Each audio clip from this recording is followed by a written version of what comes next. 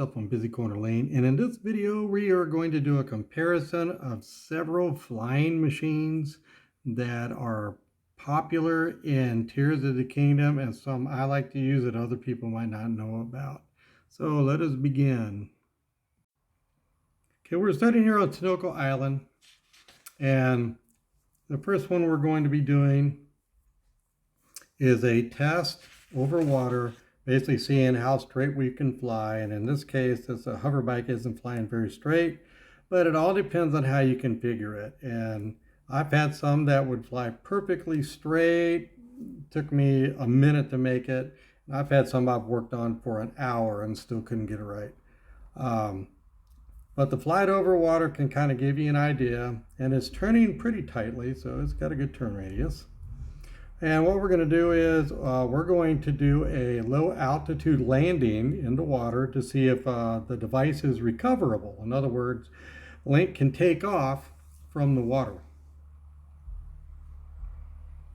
Okay, in this case he can, so that's good. So now we're going to try to crash it from a higher altitude and see if that is recoverable as well.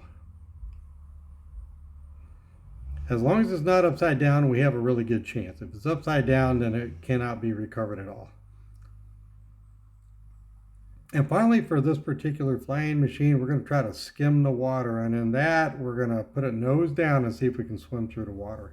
And this hover bike is not doing it. It's recoverable, but we're not able to skim good.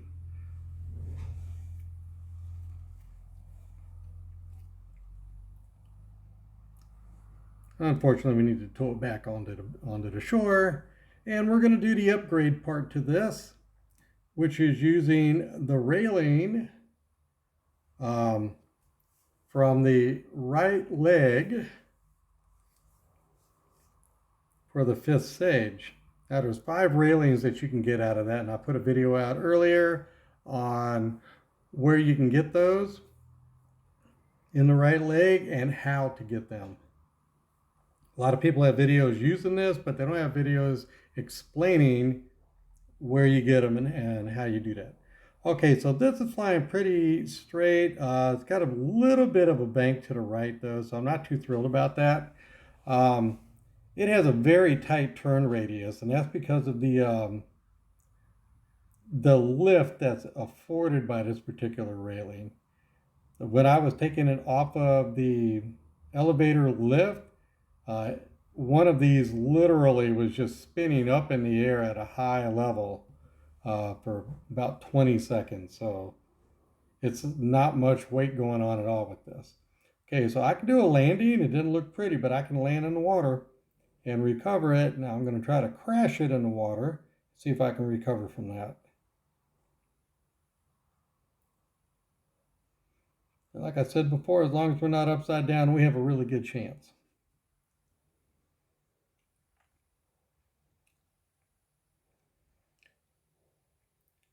And finally, I'm going to try to skim. In other words, put it nose down in the water and see if I can make it swim. And this is actually doing it really well. It's slowed down a lot, which is great because then I can control it better. So this is the upgraded one, and I'm not trying to land it nicely. I'm just letting them bounce. I'm just messing around with it. So if you're looking at that saying, God, this guy can't land, trust me, I've got videos where I'm landing it inside the house, so I can land it right if I want to. Okay, so now we're going to do the side-by-side, which I call the Hoverboard, or kind of like the Goblin glider, if you're an old Spider-Man fan. Okay, so there's 2 main configurations on this, depending on how far up on the control stick platform that you put the fans and how far forward or back. Okay, so this one is made for going fast without gaining a lot of altitude.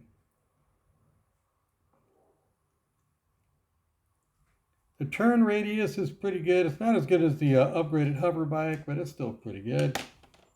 Okay, so low level landing in the water. I can recover from that, so that's always good. To me, that's very important to be able to do that. Okay, we're going to try to crash this and see what happens. We just don't want it upside down. So that's looking good. Now we're going to try to skim with this.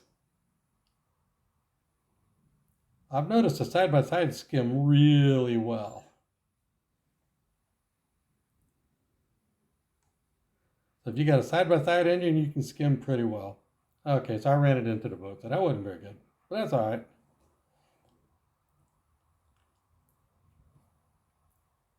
Okay, I'm going to show an upgrade on this. It's not really an upgrade, but the other configuration. And the other configuration is if you're not worried about front and back, side to side, but you want to gain a lot of altitude, set everything flat. And the closer to center you can get, left and right, with the platform with a control stick, then the straighter this is going to go. I can get this up to 3,293 feet. I can make it go forward, I can make it go backwards, and I can make it turn side to side. But those controls are very slow.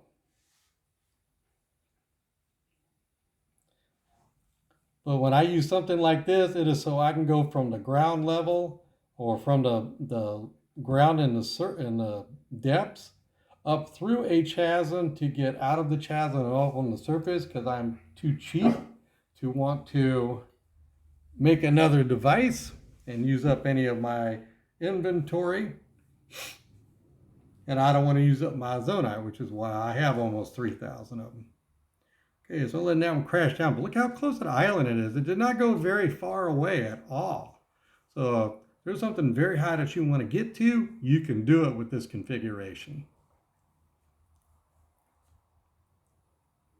I'm going to launch it up, but I'm going to have to go backwards to get onto the island, and I'm not really able to see that good, so I'm just going to crash it. Okay, now we're going to go to the 5th one in this group. And this is the one that, when I make it, I call the Romulan Warbird or the Klingon Bird of Prey, depending on what was the latest Star Trek I've seen from all the old school stuff.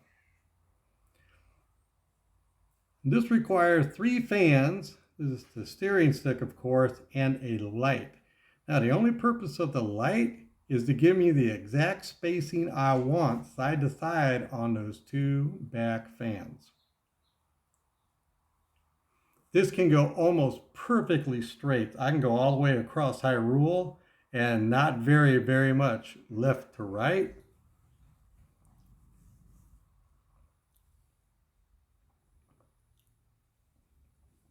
We're going to do the low altitude landing in the water. I just want to be away from that Octorok when I do it.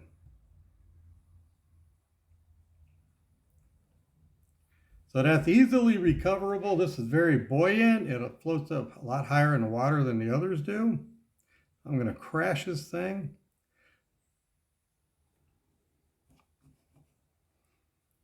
As I mentioned before, as long as it is not upside down, then we're good. The only bad thing about this one is if I am behind it when I get back into the water, then I have to swim around to get next to the control stick. No big deal, but takes an extra couple seconds. This skims very well and has good control side to side when I do it. And I like the fact that when I bounce it, it usually does not turn upside down. Okay, so that's the over water test where we're checking straight flying and can we recover from low altitude landing and high altitude crashes. Here we're in the depths where I've got those bright blooms. We are going to basically thread the needle with these things. This one doesn't count. Yeah, I messed that one up, so I'm not going to hold that one against the machine. Okay, so we are just south of Wrist Mine. We're going to be just below Terrytown.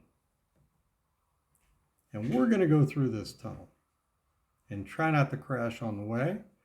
We're going to U-turn around on the inside of this area, and we're going to come back through the tunnel. So far, so good.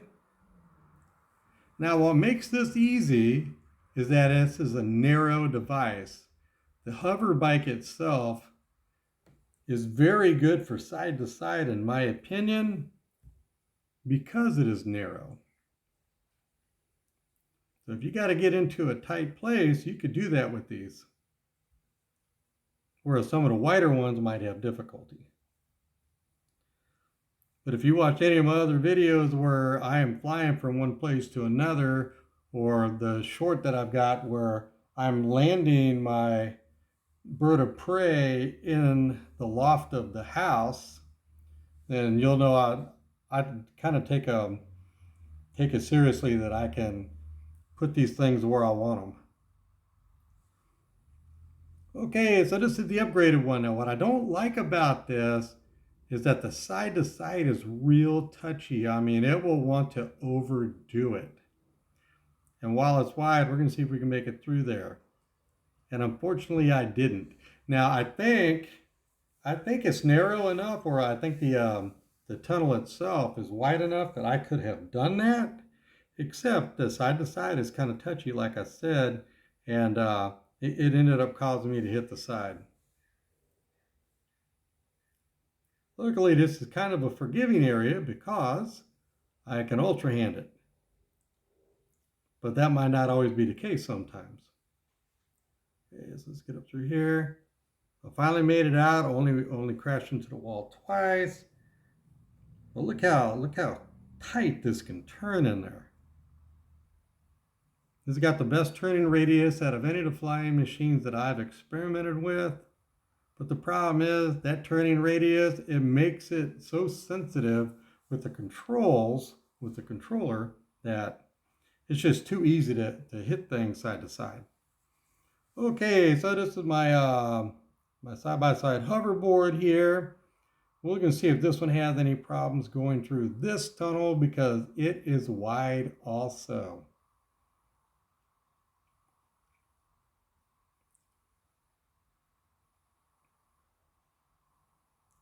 No, I cleared both sides with good room to spare. Of course, I haven't made it back yet, so you just never know.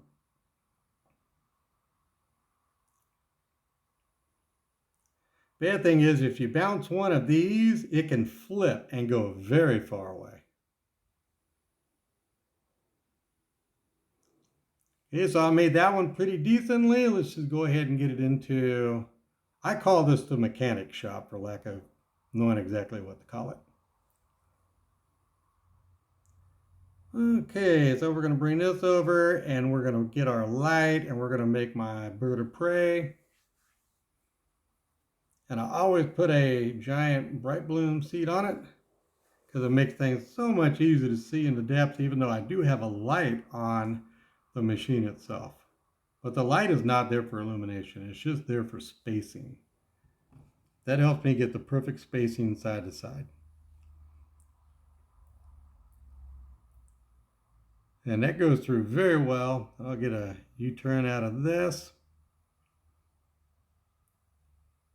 I go through this area every day because I do like mining in the depths. That's one of my favorite things. And usually I do a tank type machine that I made, and that does all the fighting for me. But when I'm just going place to place, I'm either flying my side-by-side hoverboard or I'm flying this thing. Okay, now let me change. I got to change video because this is going to freeze up. The other video always freezes up right there, so I just re-recorded. So I just did this area again and re-recorded. Okay, so what we're doing here is we're going to see how safe Link is if he, for some crazy reason, lands in lava. Because the lava itself is not deep. But he's taking damage because if you can see it, his legs are half under the lava. So I'm going to get back into a safe area. We're going to go with the upgraded hoverboard. That's the one that's got the lift railing from the right leg.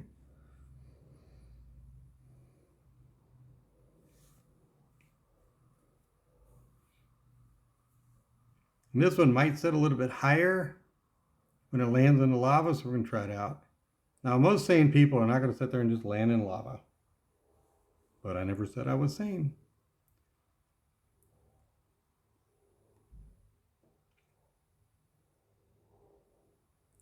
Okay, so I'm sitting here and I am taking some damage. We're going to fly up out of this. We're going to try the side-by-side hoverboard. See how that one goes.